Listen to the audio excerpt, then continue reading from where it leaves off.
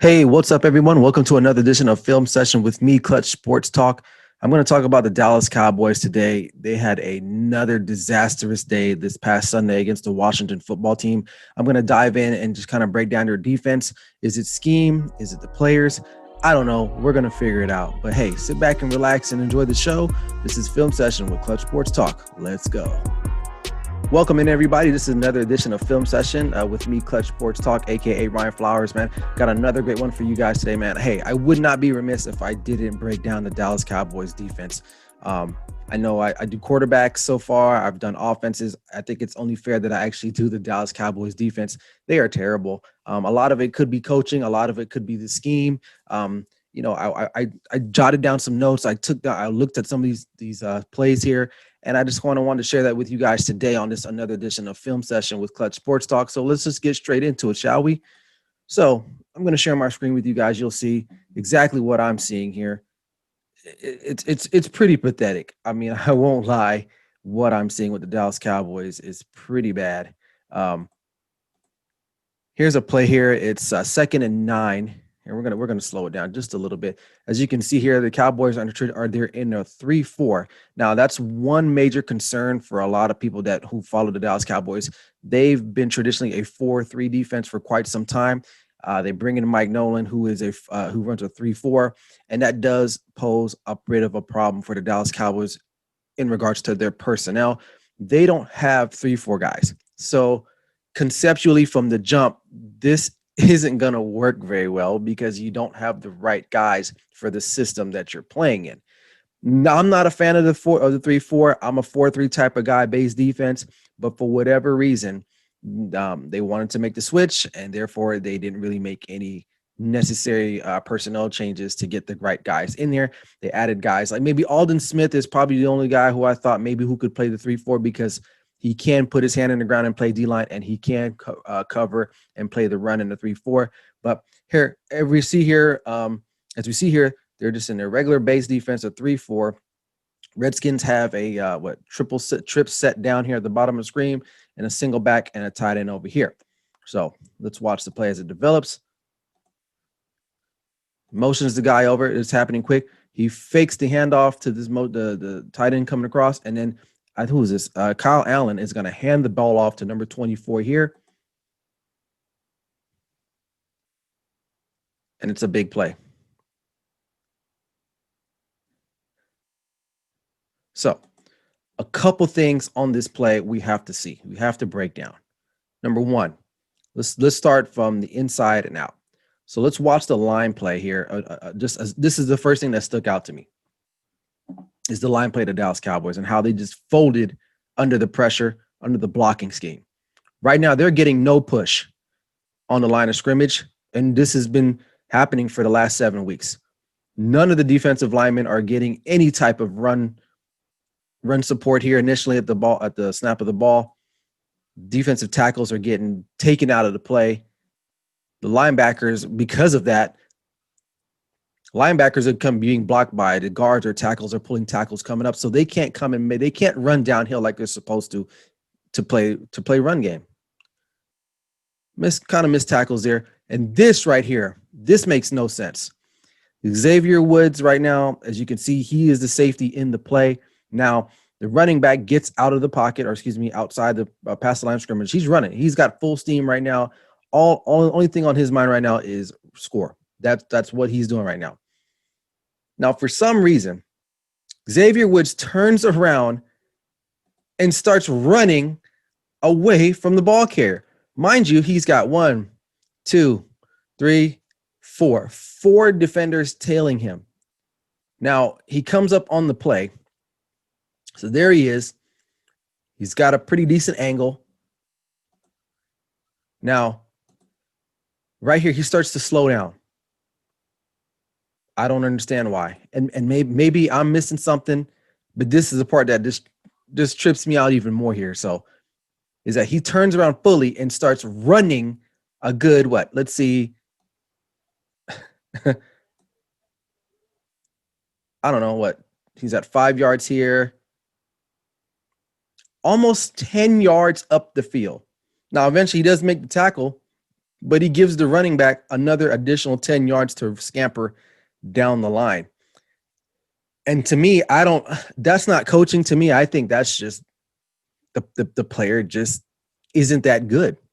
Now, people will say, "Oh, Earl Thomas doesn't make that play, or he doesn't make that mistake." Who knows? I have no idea, but I know that stuff shouldn't happen. So here's from the end zone view here. We're gonna check out the line play again here. Slow it down for you guys just so you can see. So Antoine Woods is right here. Tyrone Crawford. I'm 92. I'm not sure who 92 is. But look at that.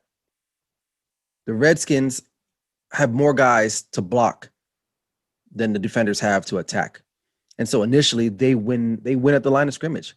And that's typically been the problem for the Dallas Cowboys all year, is that they do not win the initial point of contact in the line of scrimmage, and running backs and guards and tackles are able to pull, get next level, and make it a lot more difficult for the actual linebackers. So,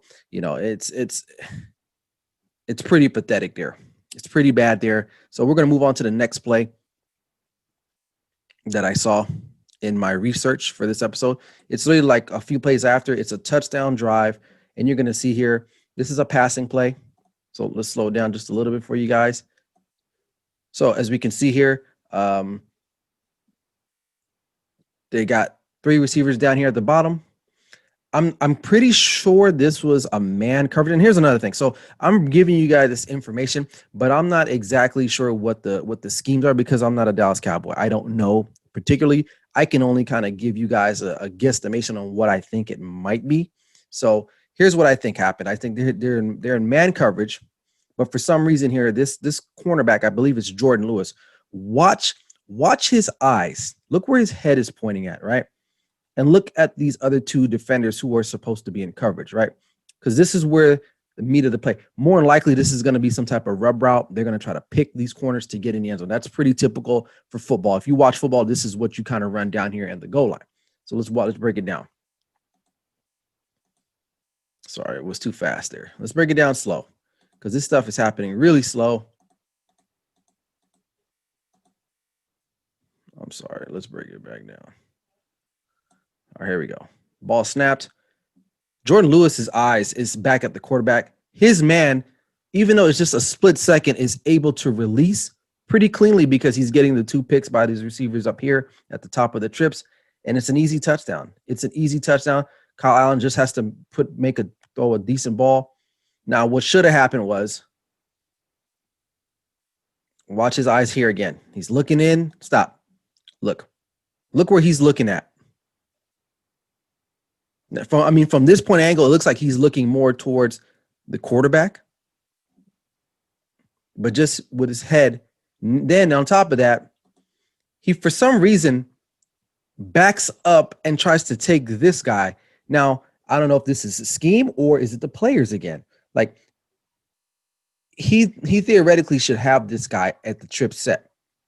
Why he took a step back and didn't just go down flat to take away the throw here is beyond me, because if he does that, this play is dead. Now, do the Redskins probably score maybe on the next play? Who knows? Probably not. They kick a field goal because it's 3rd and 2 at this point, right? But instead, this is what he does. They look at his eyes, are not paying attention. He takes this guy when he should have came flat down here, and that allows, I think, Terry McLaurin to just kind of separate just slightly to get the ball, and he reaches it out for a touchdown. Now, if you stop them there, they kick a field goal, or maybe they go for it. Who knows? But they got a touchdown out of this play. So again, that's football basic 101, man. I don't understand here. And now there seems to be some confusion between, Jordan Lewis and maybe is that Diggs? I think so. I think there's some confusion again. So let's just watch the play one more time from the start. So look at his eyes. You cornerbacks, you're in man. You got to know this.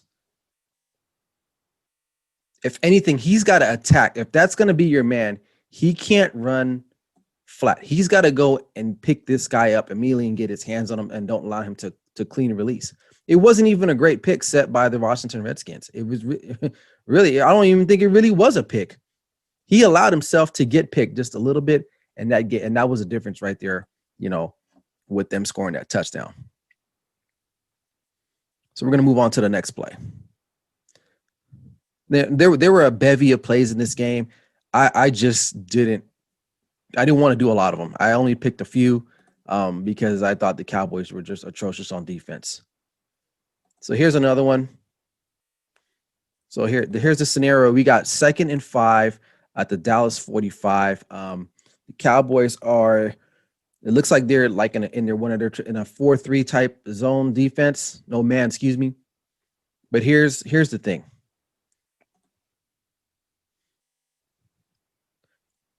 So right now the Washington Redskins are just they're motioning some guys. They're trying to see what the defense is in. They're in man at this point, so they know that now. Kyle Allen, looks under the center, ready to go. Motions another man over. Cowboys are going to blitz on this play. They're going to take this corner here, and he's going to blitz.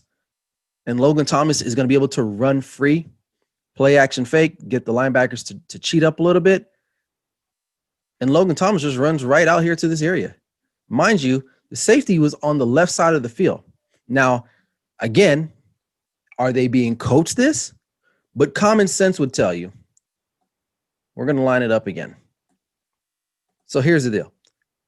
This corner, if they weren't blitzing, technically should have Logan Thomas, right? Okay. Now, if the call comes in, we're going to get a safety blitz. This is Xavier Woods. All right, perfect. Everyone else is accounted for. Corner has this guy. This corner has this guy. If you're blitzing, I would assume that this safety should be picking up the man that this other safety who is blitzing should have technically, but it's not the case here.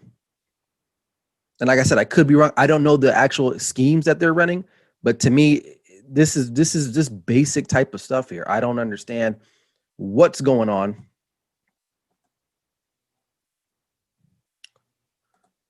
Okay, so there's the corner. He blitzed Logan Thomas, and matter of fact, he comes off the line clean, so he's not even slowed down. The Washington football team, they end up blocking it up really nicely here. This safety should have rolled over the top here and tried to cover this guy, but he didn't. Instead, he's backpedaling. He gets a beat on it. Boom. Now, I don't blame the players for that one. I think that's more of a coaching issue right there. Why would you allow yourself to be that vulnerable, especially when you're blitzing? So here you go. You got Xavier Woods and Donovan Wilson. So he does kind of come over to the middle, but schematically, that play was always going to work regardless, because that's a tough cover. That is definitely a tough cover by any stretch of the imagination, because if you really think about it, you're asking the safety who's right here when the ball snapped, he's supposed to come in and cover this guy. As he comes back over, you don't know what he's doing. He could be running and out. This is a free man. So good tackle by Donovan Wilson, but I don't think that's the player's fault on that particular play. That's what I'm saying. So we're going to move on.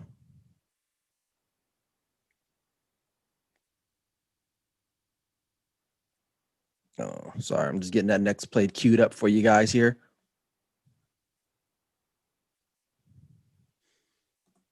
It's another touchdown play for the Washington Redskins here. As you can see here, it's a passing situation. Redskins ran a lot of tight sets in this game. They ran a lot of tight sets, as you can see here. What I mean by tight sets, really close to the line. No one outside the numbers here. They're all right here, relatively close.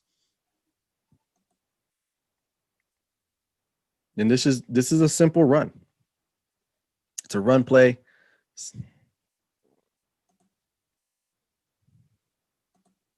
All right, ball snap. All right. Watch the movement by the Washington football team's offensive line. They're able to just gash. 2 missed tackles, essentially. And again, let's just watch it from this point of view. And another thing I want to point out to you guys, other than the defensive line, just getting folded again, literally like a lawn chair. Watch Jalen Smith here.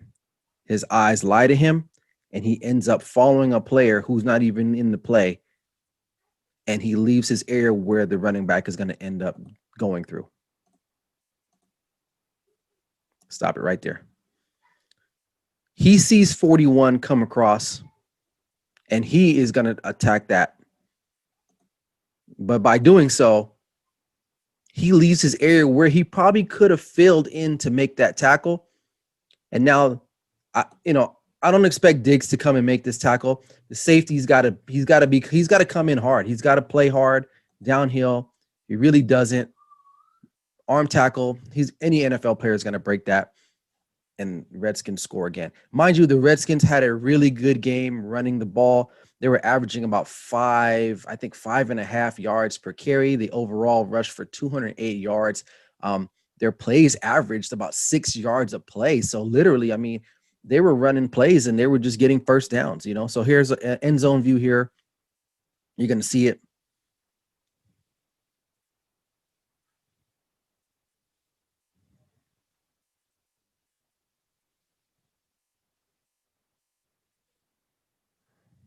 Okay.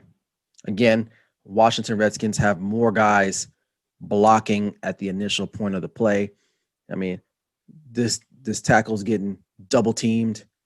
This guy, he gets sealed pretty nicely. DeMarcus Lawrence is nowhere to be in the play because they're going away from him. Everson Griffin, where is he at? I mean, he's pretty much getting blocked and owned. Leighton Vander Esch gets sealed. And right here, Donovan Wilson's got to make this tackle. Doesn't, misses, touchdown. So not good for the Dallas Cowboys. A lot of it is fundamentals, a lot of it is scheme. So, but I'll get to that here in a second. The last play I want to get to here before I get out of here. Like I said, I wasn't going to do this long because the Cowboys, we all know the Cowboys are not playing good football, period. Offensively and defensively on the side of the ball. This one, again, this one, I mean, I don't know if it's miscommunication. So here we go here. You got, I'm sorry, you can't really see, but this is Diggs right here. And this is Terry McLaurin, who is the Redskins' top wide receiver overall. All right. So as you can see here, they're in a shotgun type formation, 11 personnel, 1 tight end, 1 running back. It's 2nd and 7. And you're going to see it's just straight up man. But watch the matchup up here. This drives me nuts.